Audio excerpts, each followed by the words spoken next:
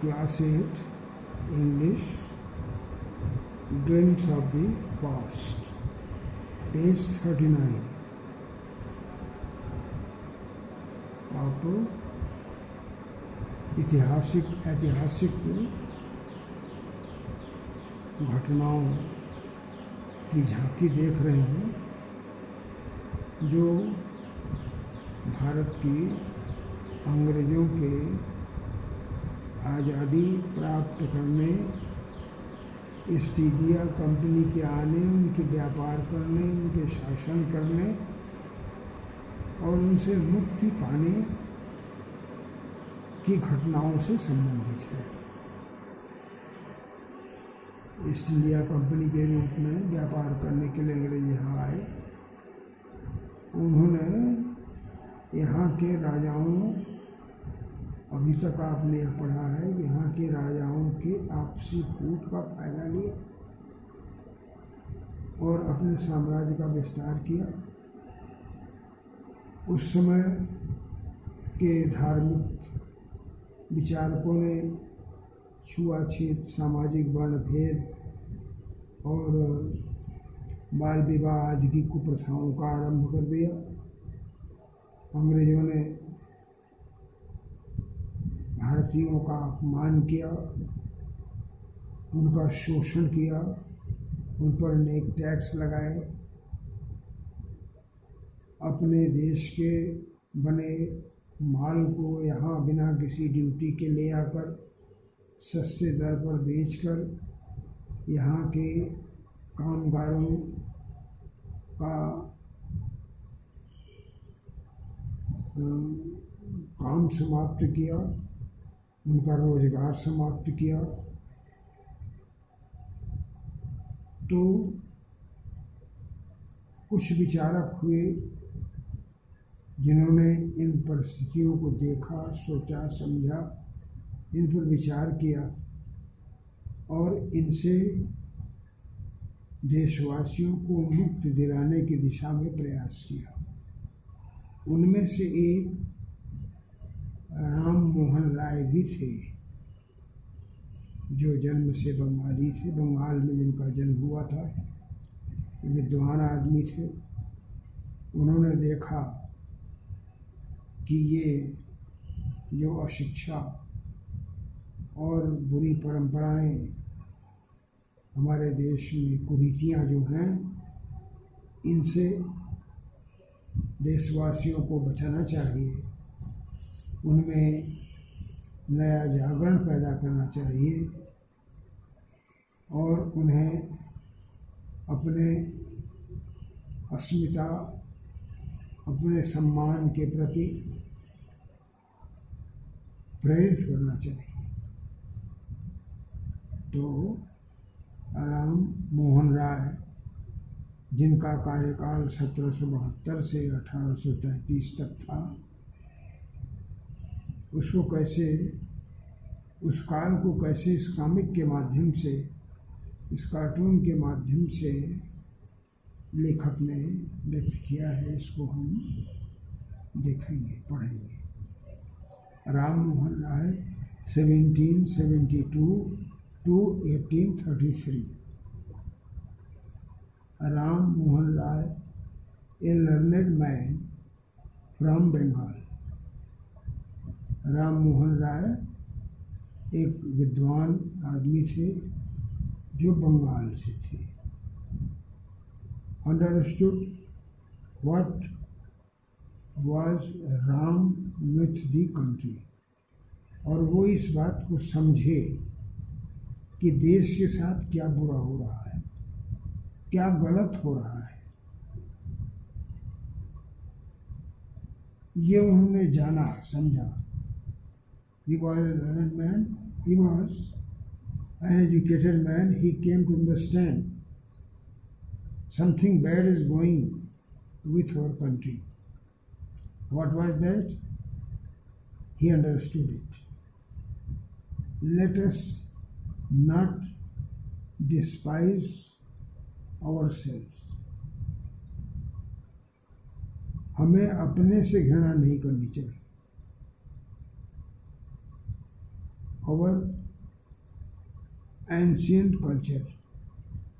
Our ancient culture is great. हमारी प्राचीन संस्कृति महान है। पहली बात कि हमें अपनों से घृणा नहीं करनी चाहिए। उन्होंने छुआछूत का विरोध किया और फिर उन्होंने कहा कि हमारी जो प्राचीन संस्कृति है वो अत्यंत महान है, यह उच्च आदर्शों से युक्त है। And we are capable of greater achievements, और हम महान उपलब्धियों के योग्य भी हैं। हमें वह योग्यता भी है कि हम ऊंची उपलब्धियां प्राप्त कर सकते हैं, हम महान कार्य कर सकते हैं। We can do great works, we have got such efficiency, we have got such power in our selves. First, our culture is great, and we should not hate one another. We should love one another, and our culture is greater than others. It is very good, and we have got power in ourselves to do such many great things. We must first reform our society. हमें पहले अपने समाज को सुधारना चाहिए, इसकी जो खामियां हैं सो दूर करना चाहिए। और वो क्या है? सुपरस्टिशंस हैव बीन रुइनिंग, ये अंधविश्वास हमें नष्ट कर रहा है। The blind faith in religion, the blind faith of the religion is रुइनिंग us, is devastating us, is causing distraction to us. Therefore, we have to remove them. पहले अपने जो अंधविश्वास हमें आ गए हैं उनको दूर करना है, समाज की कुरीतियों को दूर करना है, समाज को सुधारना है। हमें सारी क्षमताएं हैं, हम महान कार्य का संपादन कर सकते हैं, हमारी संस्कृति महान है। तो हमें एक दूसरे के प्रति घृणा के भाव छोड़कर एक दूसरे का सहयोग लेकर देश के हित में सामाजिक कुरीतियों को दूर करना चाहिए। He decided, he was a learned man, he came to know that there are some bad things in our society, bad customs in our society, they are to be removed. There should not be any place to untouchability.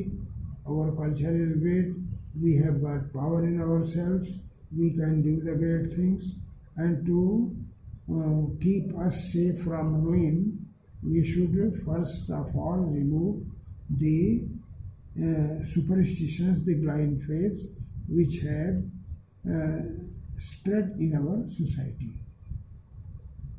He told his wife Uma, उन्होंने अपनी पत्नी उमा से कहा कि cows are of different colours, गायें भिन्न भिन्न रंग की हैं, कोई काली है, कोई लाल है, कोई सफ़ेद है, उनका रंग तो भिन्न है, but the colour of their milk is the same, लेकिन उनसे दूध मिलता है वह सफ़ेद ही होता है। दूध का रंग काला न पीला नीला नहीं होता, उनका के अनुसार। वैसे ही different teachers have different opinions. जो विभिन्न लोग हैं, जो विभिन्न शिक्षक हैं, जो हमारे उपदेशक हैं, उनके विभिन्न राय हैं, उनकी विभिन्न विचार हैं, but the essence of every religion, लेकिन हर धर्म का सार जो है वो एक ही है, एक समान है।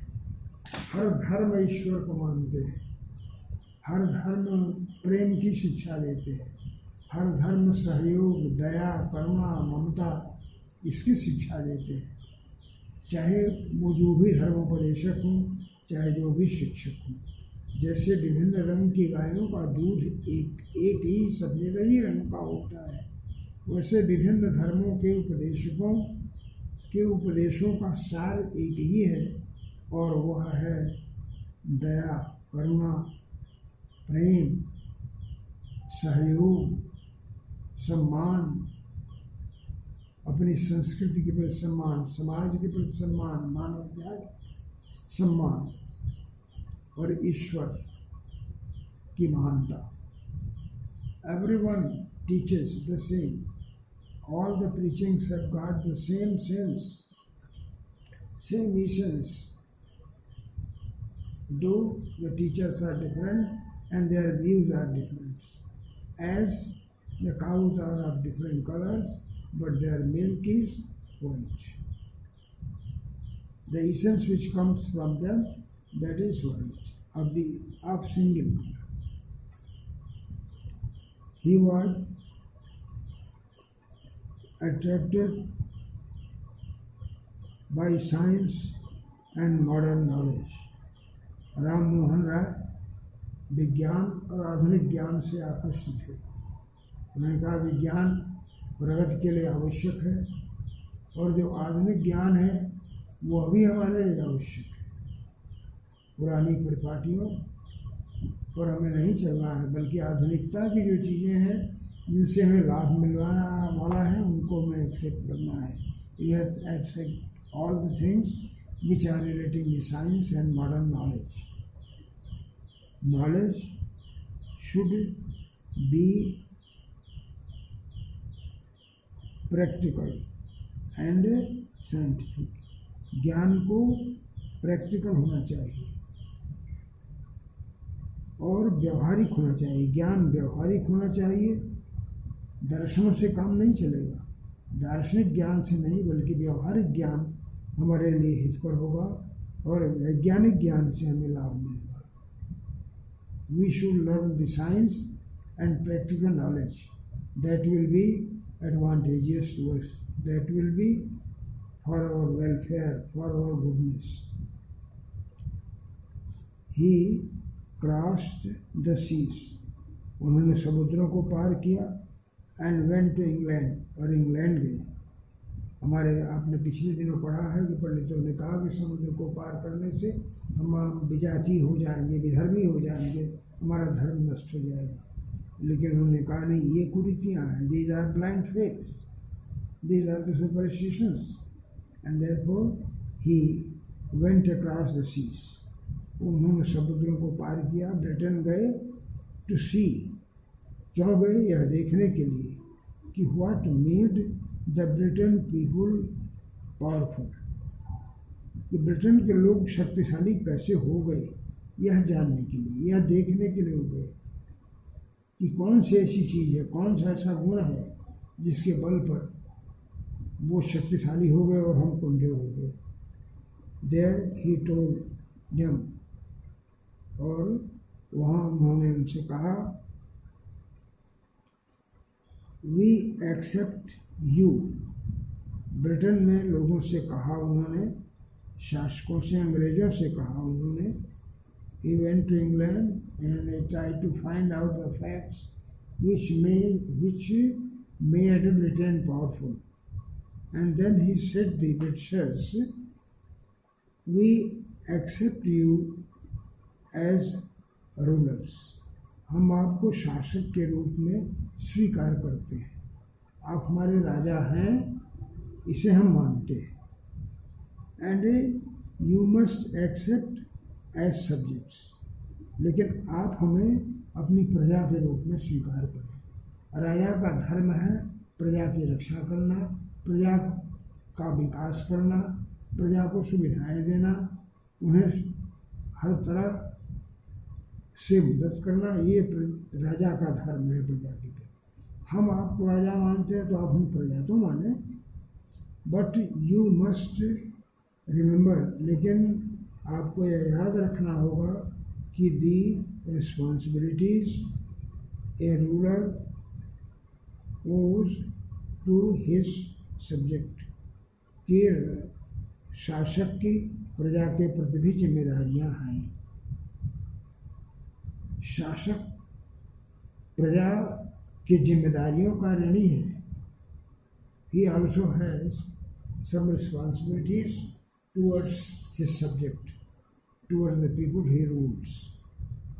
We think you the king, but you also have got some responsibilities towards us. He started newspapers. उन्होंने अखबार भी शुरू किया, but the suspicious British, लेकिन संदेही ब्रिटिशों ने stopped them in 1823 1823 में अंग्रेज़ों ने उन्हें बंद कर दिया, लेकिन अंग्रेज़ों को संदेह हुआ और उन्होंने इसे बंद कर दिया। They stopped. He was not allowed to publish the newspapers. Operation, और उन्होंने उत्पीड़न शुरू किया।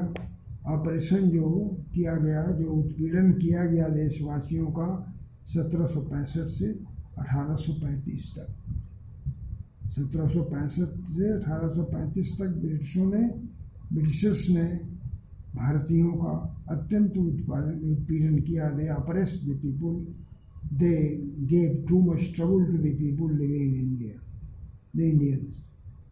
But the British continued to oppress Indians. उन्होंने ये उनसे कहा कि आपका दायित्व तो प्रजा के प्रति होता है, लेकिन इस बात को उन्होंने नहीं माना और उन्होंने भारतीयों को उत्पीड़ित करना जारी रखा। They troubled the Indians. They continuously pained the Indians. They troubled the Indians, oppressed the Indians. In 1818 में they had passed regulation third. उन्होंने तीसरा कानून पास कर दिया, जिसमें अंडर इट, इस कानून के अनुसार an Indian could be gelled without trial in court. बिना न्यायालय के परीक्षण के ही किसी भी भारतीय को जेल में बंद किया जा सकता है। बिना न्यायालय ने उसकी बात सुने ही उसे जेल में, किसी भी भारतीय को जेल में बंद कर सकते हैं। यह कानून पास कर दिया। They passed this law that any Indian can be sent to prison without trial in the court. He has nothing to say in his favor in the court, and he is to be sent to jail without telling him the reason of his imprisonment or the trial in the court. उसे बिना किसी कारण बताए या बिना न्यायाधिकरण के परीक्षण के ही उसे जेल भेजा जा सकता है, इस नियम के अनुसार। All the time British officers in India drew big salaries.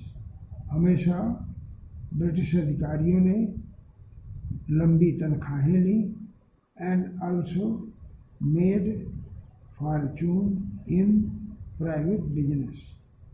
एक तो लंबी तनख्वाह ली और अपना व्यक्तिगत व्यापार भी करके धन कमाया। तो ब्रिटिशर्स ने लूटा देश को। उन्होंने नौकरियां की, उससे लंबी ऊंची तनख्वाह ली और साथ साथ उन्होंने अपना बिजनेस भी किया, जिससे अच्छा धन कमाया। They worked as bureaucrats, they worked as an employee, and in return they took a heavy salary, and with his employment they were involved in business also, and through the business they earned a lot of money. By 1829, British was exporting British goods worth $7 crore rupees to India. और 1829 तक British का जो export था, जो उसका निर्यात था, वह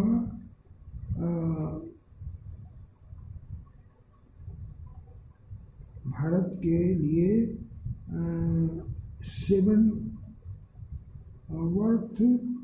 7 करोड़, वह 7 करोड़ रुपए तक का था।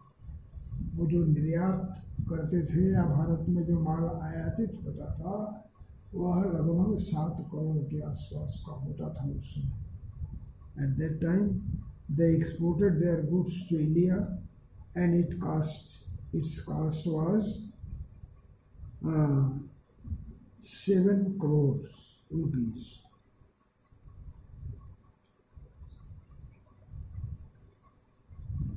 The British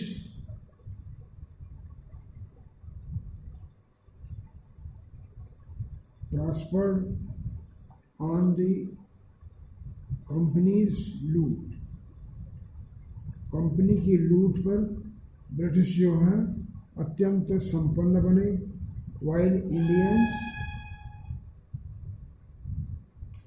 industries began to die, जबकि भारतीय व्यापार, भारतीय उद्योग धंधे समाप्त होने शुरू हो गए। भारतीय उद्योग धंधे नष्ट होने लगे और ब्रिटिश के लोग, ब्रिटेन के लोग लंबी कमाई करने लगे, लंबी लूट करने लगे। They began to plunder India. They began to rob India, while the Indians workers and the Indian industries began to finish. They began to die. They were now ending one by one. Governor General Bentinck reported back home, और ये governor general जो Bentinck था वो ये report किया और चला गया क्या the bones of cotton weavers are bleaching the plains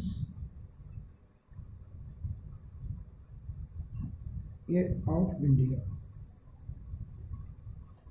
The bones of cotton weavers, cotton रुई को बुनने वाले माने बुनकर जो थे भारत के, उनकी अस्थियां, उनकी हड्डियां और bleaching the plains of India, वे भारत की भूमि को साफ कर रही है।